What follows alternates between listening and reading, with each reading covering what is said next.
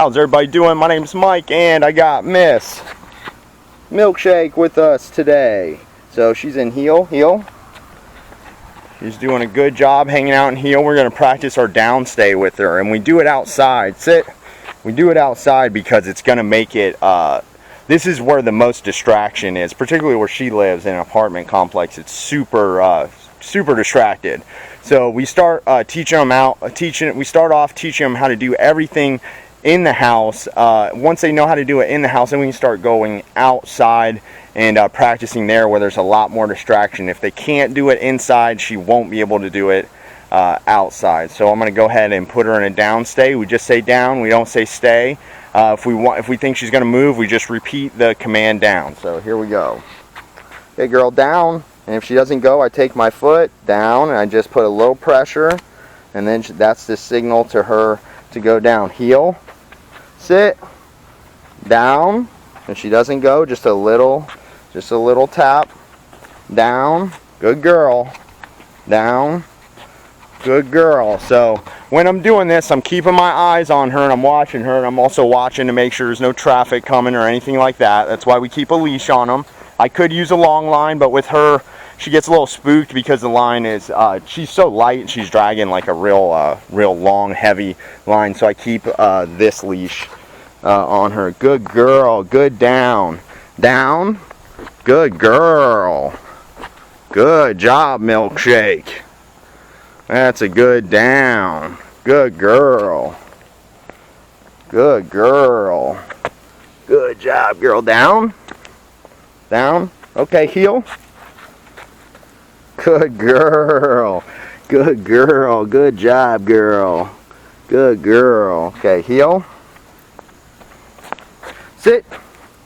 Down. Atta girl. See what happened there? What happened there is, instead of me having to use the leash, because she's outside, she's a little more excited, so I have to use the leash to tell her to get down. I have to use my foot on the leash to tell her to get down because she's more excited. And since I did it twice in a row, on the third time I didn't have to do it because her experience is me making her do that. So down. The more consistency you provide, the better the dog is going to be. Down. Good girl. Good down. Atta girl. Good girl. Down. Good job, Milkshake. No. So she got up. I tell her no, and we give her correction. So I correct her. Heel. I put her right back down. So I put her right back in the same spot. Right in the same spot she was in. So that was really important for you guys to see that she moved. So when she moved, what I do is I grab the leash, tell her no, correct her. We do it calmly, never chase after the dog. We do it calmly, and I correct her and I put her right back in the same position that she was in. I don't let her move an inch. I put her in the exact same spot, and that way she learns that even if she moves, she's going to go to the same spot, so you might as well not move. So like right now, say down. I'll repeat it, down, because that's when she moved. Nope. See, she did it again, so correct her, down, put her in the same spot, and it's happening when I go around back, so I'm just going to do it again, down. So I'm not going to talk too much, down, and just let her know, down. Atta girl, down. So that's one of the harder things to teach a dog, is a downstay, especially outside. A downstay is one of the more submissive moves to teaching the dog, you know, what we want. So I'm going to let her hold it a little longer, and then I'll go ahead and call her to me. I'm going to get a little closer to call her to me. I'm not going to give her too much room. That way I can use the leash if I need to. Okay, come. Good girl, good girl, good job, girl. Good girl. Good girl, good job, girl. Good job. Okay, heel. Good girl, heel. So she did a good job with that.